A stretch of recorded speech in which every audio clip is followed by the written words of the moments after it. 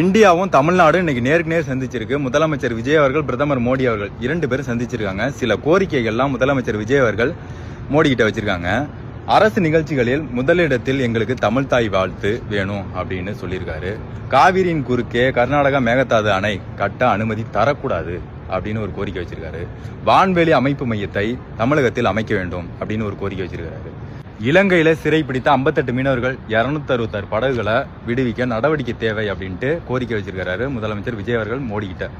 இதுக்கு மோடி அவர்கள் என்ன ரெஸ்பான்ஸ் பண்ண போறாருன்னு தெரியல. ஏன்னா கர்நாடகாவில் காவிரியின் குறுக்கே நாங்கள் மேகதாது அணை கட்டியே ஆகும் அப்படின்ட்டு உறுதியாக இருக்காங்க. ஏன்னா இது பல வருஷமா இந்த பிரச்சனை ஓடிட்டு இருக்கு. தமிழ்நாட்டுக்கும் கர்நாடகாவுக்கும் நடுவில் நாங்கள் அணை கட்டியே ஆகும் அப்படின்ட்டு. அப்படி கட்டிட்டாங்கன்னா டெல்டா மாவட்டங்கள் விவசாயிகள் எல்லாருமே தமிழ்நாட்டில் பாதிக்கப்படுவாங்க. இது தெரிஞ்சும் அவங்க செய்கிறாங்க. இதுக்கு மோடி அவர்கள் என்ன ரெஸ்பான்ஸ் கொடுப்பாரு?